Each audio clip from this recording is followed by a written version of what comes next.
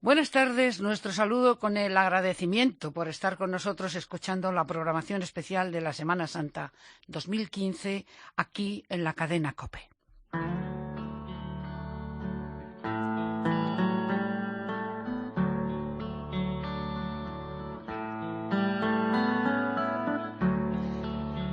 La pasión del ébola en este espejo del tercer mundo es un programa que hacemos esta tarde Ana Almazán, María Teresa Fernández Almagro, que está en la producción, y María Eugenia Díaz.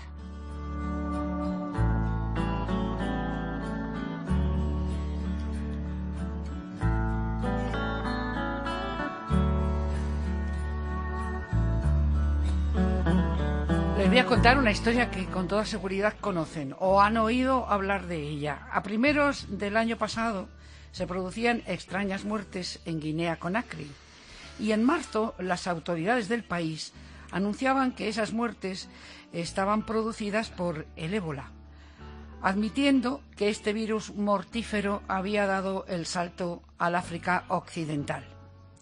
Poco después se conocía que también llegaba a dos países que pertenecen a esta zona, Liberia y Sierra Leona.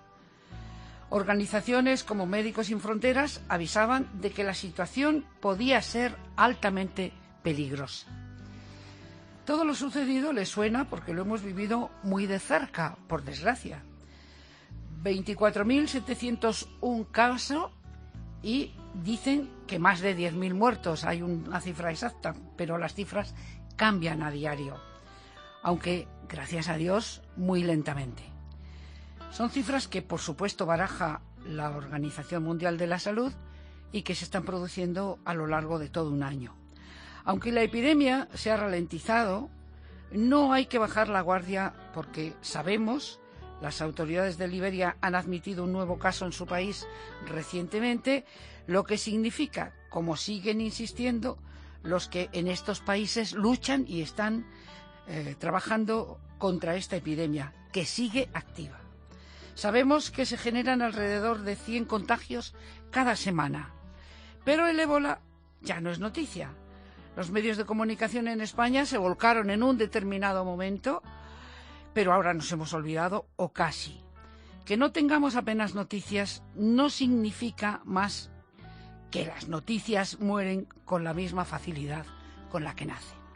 Así que vamos a hablar del ébola en los próximos minutos. Y para ello están con nosotros en nuestros estudios de COPE Barcelona Teresa San Cristóbal, que es responsable de la Unidad de Emergencias de Médicos Sin Fronteras. Muy buenas tardes, Teresa. Hola, buenas tardes. Y aquí con nosotros José María Viadero, que es el director técnico de la Fundación San Juan de Dios. Muy buenas tardes, José María. Buenas tardes. Ya decíamos que en un momento no había otra noticia. De hecho, creo que tanto Teresa como José María, Diana, que está con nosotros, aunque no vaya a intervenir y que es la responsable de comunicación de esta organización, estaban absolutamente desbordados porque los medios insistían. Pero evidentemente nos interesaba mucho porque había españoles implicados. Esta es la triste noticia y la triste realidad. En fin, lo que sí que podemos decir es que tanto Teresa como José María han estado en estos países. Creo, Teresa, que usted, salvo en Guinea-Conakry, ha conocido la situación en los países afectados. ¿No es así? Sí, el único sitio que no estamos es en Guinea-Conakry. Ya. Teresa, vamos a empezar por preguntar, ¿qué está pasando en estos momentos para Médicos Sin Fronteras en el África Occidental? Bueno, en estos momentos la situación sigue para nosotros, seguimos en una epidemia muy activa, tan activa que tiene más casos a la semana que otras epidemias en las que hemos estado en su totalidad, ¿no? Entonces, a veces sí que sorprende mucho esta idea de que ya esto ha pasado porque no ha pasado. Y si no hacemos los esfuerzos que tenemos que hacer, no pasará. Bueno, leía en su página web que han hecho ustedes un despliegue verdaderamente excepcional, ¿no? Sí.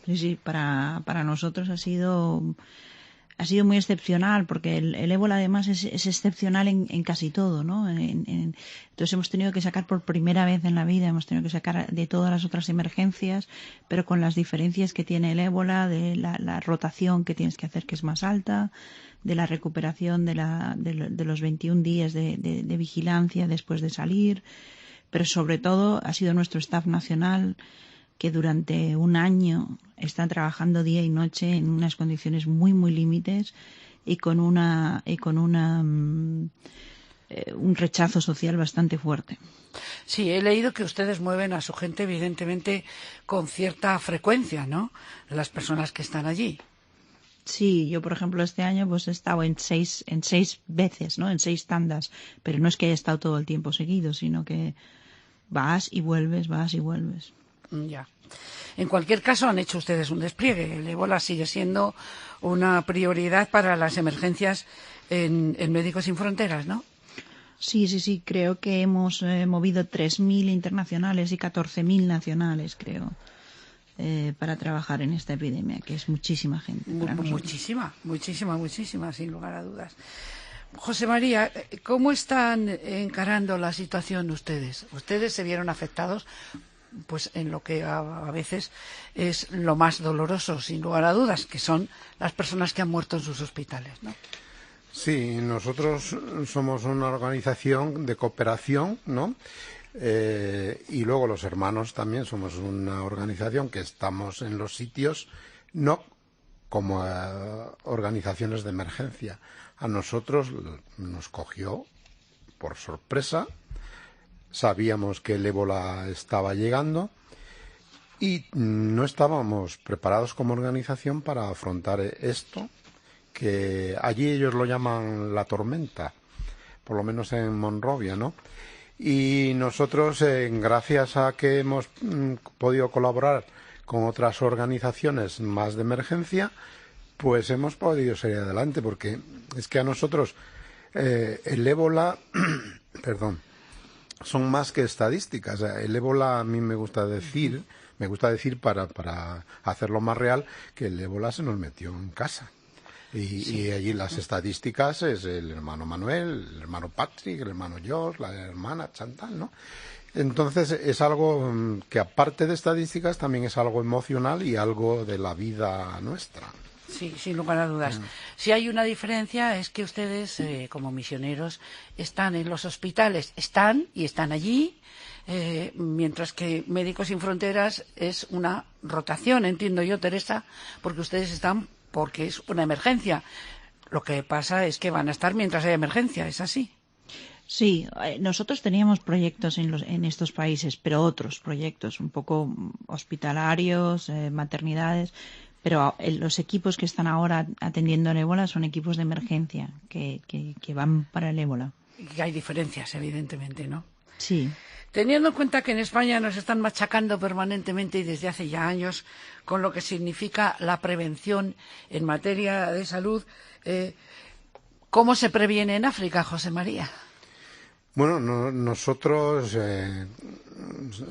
tenemos hospitales y centros sanitarios, ¿no?, de salud. Son nuestra presencia en África. La prevención es importante, pero también la prevención, diríamos, en lo histórico es un tanto nuevo, porque primero se iba a curar porque allí nadie curaba y tal, y luego nos hemos ido introduciendo en la prevención. Y bueno, pues trabajamos en la prevención. Lo que pasa que el tema del ébola, como he dicho, no estábamos preparados nadie. Y no lo digo yo, la misma directora de la OMS ha dicho que la OMS misma y la comunidad internacional no estaba preparada para esta epidemia. Entonces, bueno, esto no es que nos consuele, sino que nosotros estábamos allí en el día a día y a veces la prevención, el mayor enemigo que puede tener es que el día a día nos come, ¿no? Entonces, sí, eso diría yo que es lo que puede pasar en África. Pero vamos, soy un fan de la prevención, porque creo que la salud en África, el conseguir los objetivos de que en África exista niveles de salud como pueden existir aquí en otros ámbitos, pasa por la prevención. Para Médicos Sin Fronteras, la prevención está incluida en los otros proyectos, Teresa. Sí, para nosotros la prevención y la vigilancia epidemiológica serían claves para cualquier alerta de epidemias. Y sí, trabajamos bastante en la prevención e incluso en esta emergencia hemos hecho, por ejemplo, distribuciones masivas de antimaláricos para prevenir una epidemia un pico en número de casos de malaria, porque estamos totalmente de acuerdo. Hay que prevenir, sobre todo cuando el acceso a la salud, como es en el momento actual, es muy, muy limitado. Sin lugar a dudas.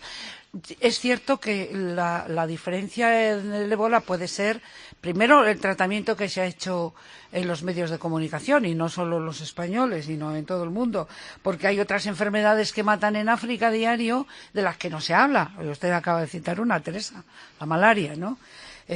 Pero lo que también hay que tener en cuenta es que tienen ustedes que trabajar de acuerdo con las autoridades, porque ¿qué papel juegan los gobiernos en su presencia en estos momentos? ¿Son una traba o son una ayuda?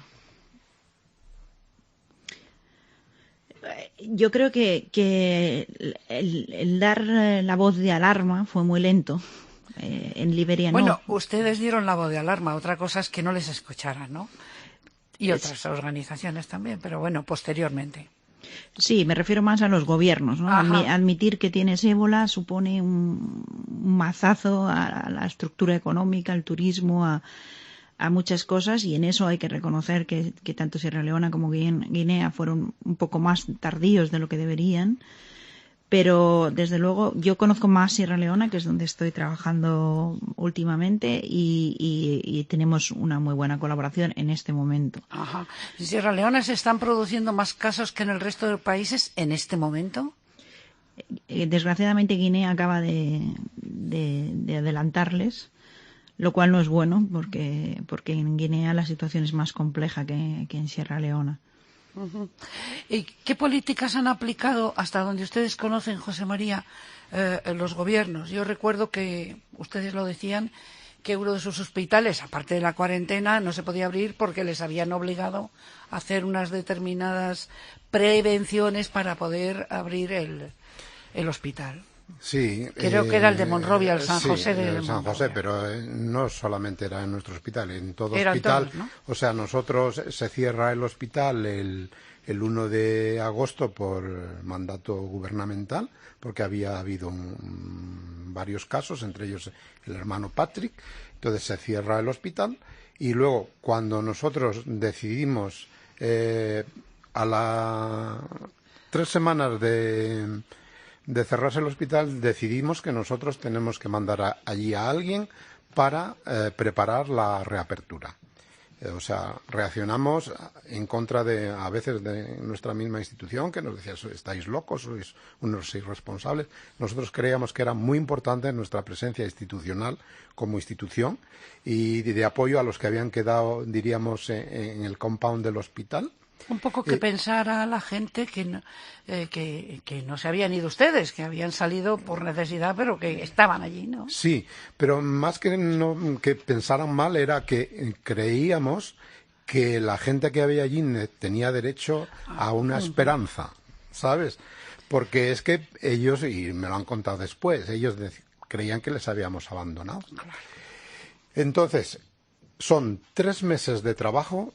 El equipo primero que llega por el compañero coordinador de proyectos de Juan Ciudad, un hermano y una hermana de las comunidades que allí había, llegan el 26 de agosto y el hospital lo reabrimos el 24 de noviembre. Son 3 meses de trabajos, de preparar al personal, de reestructurar ciertas áreas, porque hay que trabajar con seguridad de protección contra el ébola. Aunque iba a ser un hospital que no iba a ser de ébola, pero estaba, diríamos, en territorio de ébola. Y eso no nos lo podíamos permitir, que el ébola entrase otra vez en casa. Nos cogió, diríamos, desprevenidos por falta igual de organización al principio, por falta de conocimientos. Una cosa interesante, un paréntesis dentro, porque viene al caso, ¿no? La gente, cuando hablabas con la gente allí, yo he llegado allí en noviembre, ¿no? Entonces ellos decían, es que nos hablaban del ébola, pero y no sabíamos lo que era el ébola. La gente enfermaba, las dejaban en la calle, venía en la ambulancia, se la llevaba y dice, ahora ya sabemos lo que es el ébola. Y no obstante, a veces cuando íbamos por las calles con el coche, que llevaba pues unos carteles diciendo que estábamos luchando contra el ébola y tal, la gente decía, aquí no hay ébola, aquí no hay ébola. Estoy hablando ya de diciembre, ¿no? Había ébola, pero no había esa sensación de que allí estaban en peligro. Entonces, pues esas las dificultades, no. Lo que pasa es que han tardado, porque no es fácil. Digo, 3 meses para reabrir. Teníamos personal, colaboraba con nosotros el Comité Internacional de Cruz Roja. Había que preparar a la gente y bueno, lo tuvimos que retrasar varias veces porque nunca nos veíamos capaces de afrontar la reapertura.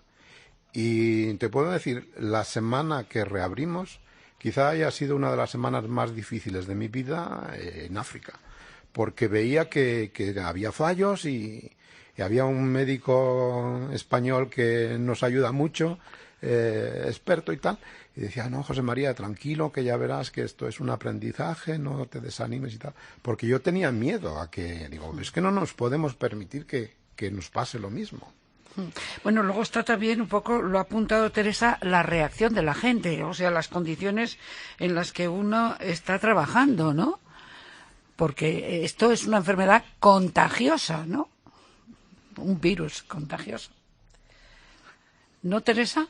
Sí.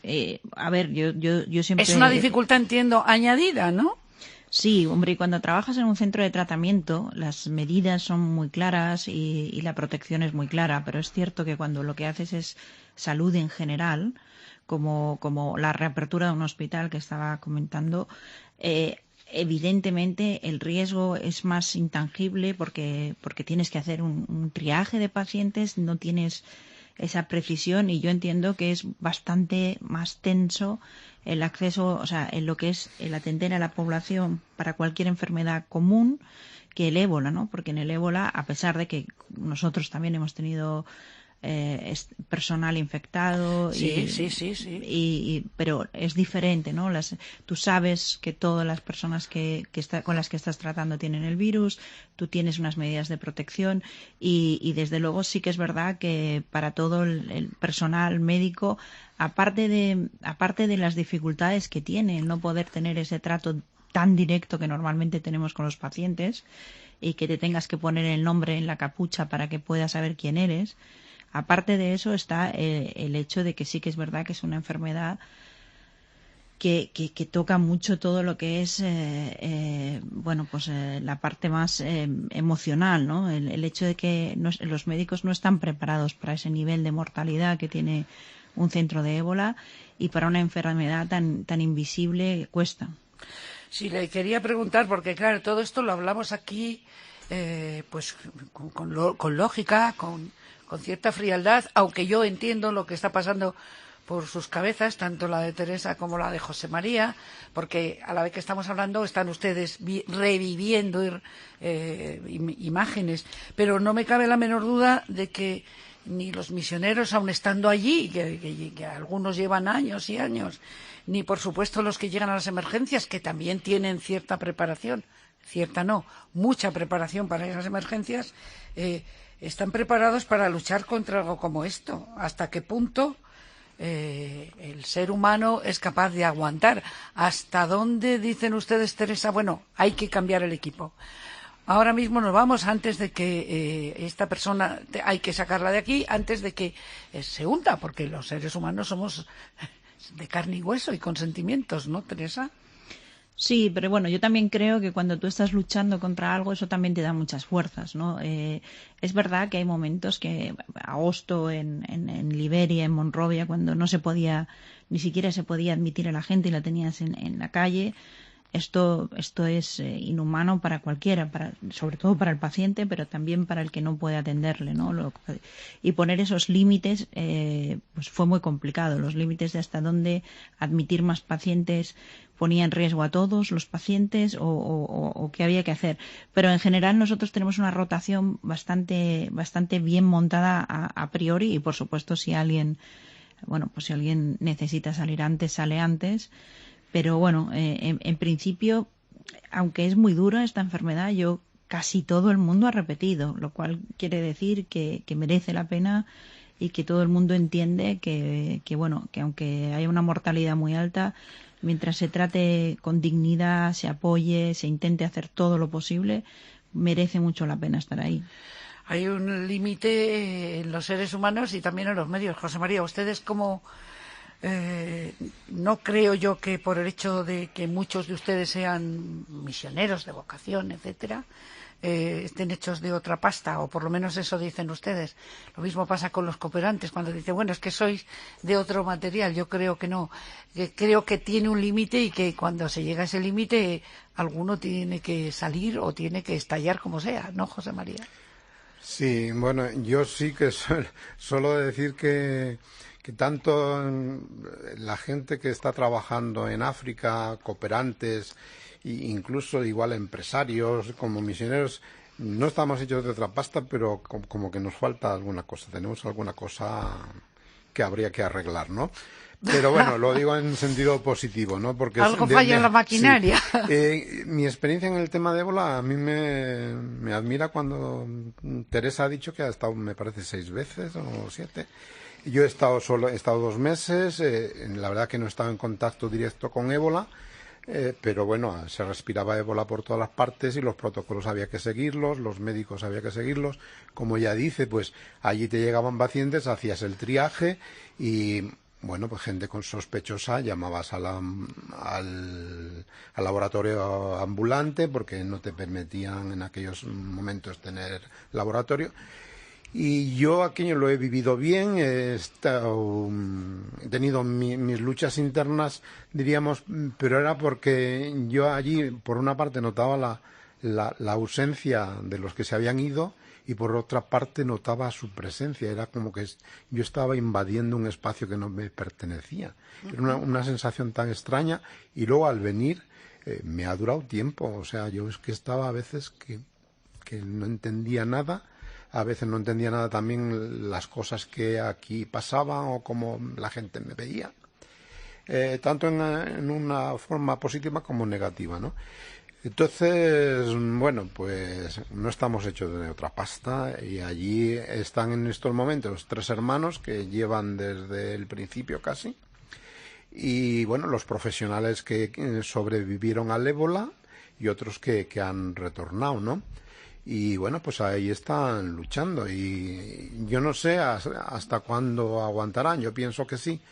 En Monrovia, de momento, o Liberia, pues parece ser que la cosa va mejorando y está más controlada.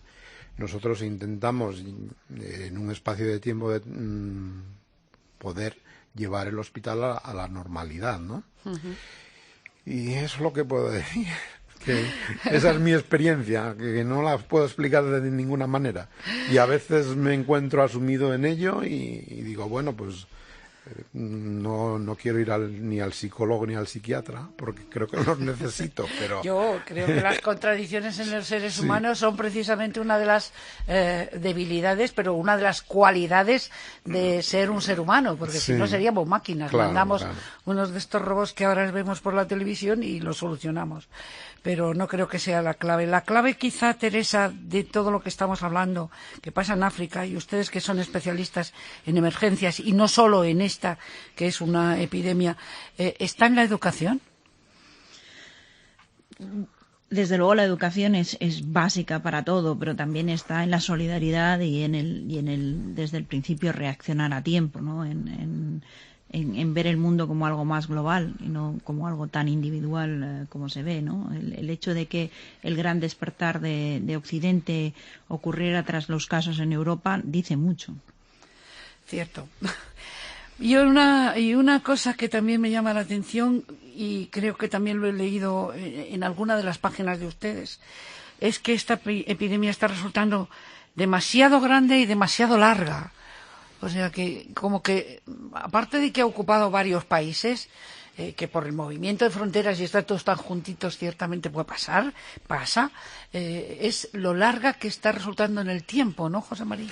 Sí, porque como he dicho, no estábamos preparados. La experiencia que había de otros brotes de ébola habían sido unos brotes mínimos, porque habían sido en las áreas rurales y cuando se acababa, diríamos, la materia prima, que desgraciadamente en este caso eran las personas, pues se acababa el ébola. Pero aquí, al saltar a la urbe, pues se ha complicado. Y ahí es con el sistema tan debilitado que tienen los países el sistema sanitario, pues eso ha hecho que nos desborde y que sea tan larga. Y a mí me gustaría, yo estoy agradecido por esta que estamos teniendo aquí ahora, ¿no? Porque está permitiendo, recordando que el ébola existe. Pero también esta epidemia ha sido así, repito, porque los sistemas sanitarios de los países están muy debilitados. Sí. Sí, ustedes lo saben bien, ¿no, Teresa? Porque ustedes, los hermanos de San Juan de Dios también son especialistas en sanidad, pero ustedes que también son especialistas en sanidad y que van de emergencia en emergencia, pueden constatar la debilidad de los sistemas sanitarios en la mayoría de los países, ¿no? Sí. De hecho, esta epidemia es tan larga porque no se ha parado a tiempo. O sea, ha habido una epidemia en Nigeria en la que se ha puesto medios, en los que había un sistema sanitario mucho más fuerte y una contundencia. Cierto. Y al final ha tenido 19 casos. No estoy diciendo que sea exactamente igual, pero sí que desde luego era en Lagos, ¿no? Yo recuerdo cuando aterricé en Lagos y vi lo que era aquella ciudad y dije, madre mía, lo que nos va a venir, ¿no? Y cuando ves que ponen los medios, tienes un sistema más fuerte, hay una voluntad política clara y firme, pues también es verdad que las epidemias se acaban. O sea que al final la duración de las cosas tiene mucho que ver con el estado previo a aparecer las epidemias. Bueno, esto no ha terminado, así que seguiremos atentos. Teresa San Cristóbal, responsable de emergencias en Médicos Sin Fronteras, José María Viadero, director técnico de Juan Ciudad. Yo me quedo, y en este día que es Viernes Santo, con una frase del Papa Francisco, que una vez que se ha globalizado la indiferencia, tenemos que olvidarnos de eso y globalizar la solidaridad. Buenas tardes. Buenas tardes. Buenas tardes.